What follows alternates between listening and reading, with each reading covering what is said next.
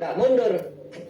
Pekan ini, pekan depan Senin saya undang MPR untuk memecat Soeharto. Itu ancamannya. Lalu sesudah Pak Harto jatuh lari semua teman-temannya yang tadinya mendukung, menganggap hebat. Wah, ini cocok Bapak pembangunan seumur hidup. Padahal lari semua sendirian lagi. Sama dengan Gus Dur, dipaksa-paksa mengeluarkan dekret. Yang maksa-maksa itu akhirnya lari kan nyebrang ke sana, gitu. Nah ini saya kira nasihat Bu Mega itu tepat tuh ketika hari ulang tahun PDIP. Belajar dari sejarah. Dulu bapak saya dibegitukan. Dan saya ingin tambahkan, Pak Harto juga begitu, Gus Dur juga begitu. Masa kita akan membuat sejarah itu lagi? Saya ingin tanyakan, kalau oke setuju putusan PN, siapa yang menetapkan sekarang bahwa Presiden memperpanjang masa jabatan? Siapa? Nggak boleh hanya dengan undang-undang, nggak boleh hanya dengan tap MPR, itu jauh dari kewenangannya.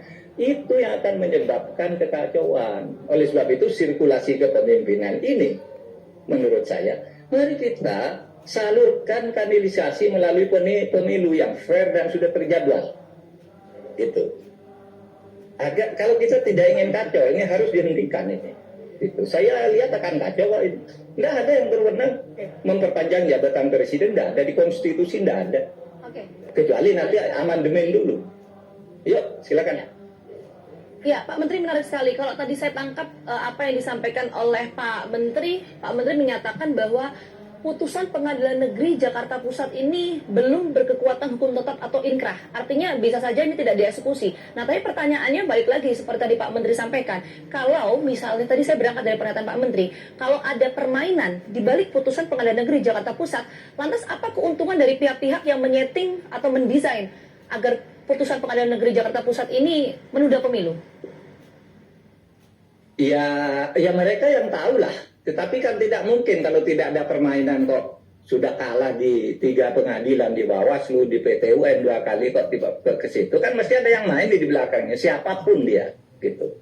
Ya kepentingannya mungkin kalau untuk partai apa itu Prima itu ya dia menuntut hak politiknya. Meskipun hak politik itu sudah diuji, kalau di hukum itu sudah diuji oleh PT UN dan 2 kali PT UN, 1 putusan Bawaslu, yang kedua penetapan ketua PT UN, yang ketiga vonis ketua PT UN.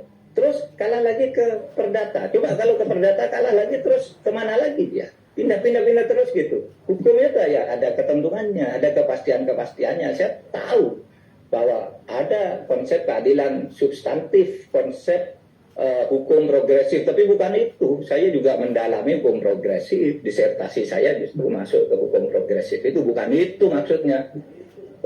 Sembarang masuk gitu.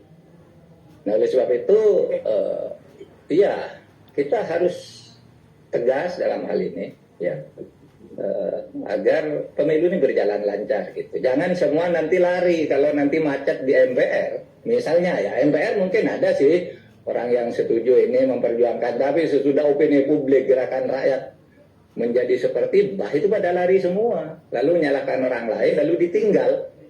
Ya kan? Ini udah 3 kali kita punya presiden begitu. Dirayu-rayu agar memperpanjang, sudah itu ditinggal. Kan gitu. Ya. Oke. Pak Menteri, begini, karena Pak Menteri menyebutkan tadi ada permainan begitu ya. Nah, what next setelah ini gitu? Kalau misalnya dalam kasus pidana kan akan ada penyelidikan begitu ya, baik dari pihak yang berwenang itu. Tapi kalau dalam ranah seperti ini, ketika Pak Menteri sudah menyampaikan ada indikasi permainan, agar ini tidak terulang, apa yang harus dilakukan Pak di sini Pak? Itu soal moral politik ya, kalau itu tidak diulang lagi. Itu soal moralitas politik aja. Para bandut-bandut itu yang mungkin mendorong-dorong begitu. Kalau berhasil saya dapat, kalau tidak hasil saya larikan gitu. Kira-kira dari pengalaman Bung Karno, Pak Harto, dan Gus Dur. Nah tetapi kalau langkah hukum apa yang akan dilakukan, kita sudah minta KPU untuk naik banding. Dan saya kira Mahkamah Agung tahulah bahwa Mahkamah Agung sendiri sudah membuat peraturan Mahkamah Agung itu nomor 2 tahun 2019 yang mengatakan kalau ada urusan begitu oleh pengadilan negeri diserahkan ke pengadilan PT UN. Ini udah diutus oleh PT UN kalau diperiksa lagi. Itu satu. Lalu yang kedua begini, ya, kalau ini perdata putusannya itu bisa non executable. tidak bisa dilaksanakan. Karena ada 7 alasan untuk mengatakan putusan perdata itu tidak bisa dilaksanakan. Apa? Barangnya tidak ada. Ini kan barangnya tidak ada. Penundaan pemilu itu bukan barang perdata, itu barang publik. Siapa? Kalau mau diterima, terus bagaimana cara mengubah undang-undang itu? Siapa yang menetapkan kalau tahun 2019, tahun 2024, 20 Oktober, pemilu tidak ada, belum selesai, gitu ya. Siapa yang mau menetapkan bahwa boleh lebih dari 5 tahun itu? Nggak ada yang boleh. MPR aja nggak boleh. Jangan berpikir lah, wah nanti bisa diselesaikan di MPR, sudah diatur semua, nggak boleh. Belum lagi rakyat nanti yang akan bergerak kayak zaman Orde Baru itu, ngepung gedung MPR.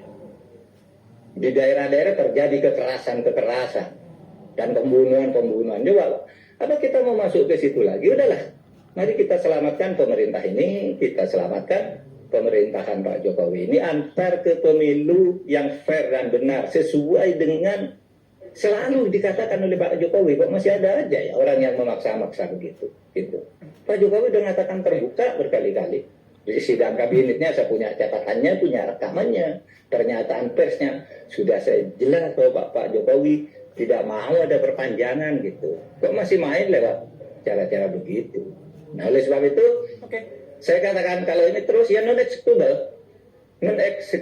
Artinya apa? Tidak ada pemerintahan di tahun 20 Oktober tahun 2024 karena belum ada perubahan undang-undang dasar, belum seumpama undang-undang dasar pun diubah, nanti harus buat undang-undang lagi, buat KPU lagi, buat apa lagi gitu. Nah, itu risikonya jauh lebih besar. Orang itu kan sering bermimpi datang itu Pak gampang, nanti MPR kita aturlah sekian, ini sudah setuju, nggak bisa begitu gitu. Atas dasar apa bisa melakukan itu? Apalagi kalau PDIP yang terbesar, Partai Demokrat yang besar, ya, PKS misalnya bergabung dan beberapa partai lain, itu sudah lebih dari sepertiga kekuatan. Nggak bisa sidang MPR untuk itu. Gitu. Kalau misalnya DPR, di MPR dalam sidang MPR, PDIP dan Partai Demokrat tidak mau hadir, nggak ada sidang MPR itu. Ya kan? Ketentuannya kan harus lengkap fraksinya. Ya. Itu bisa ngaco, risikonya luar biasa itu. Oleh sebab itu harus kita lawan yang begini.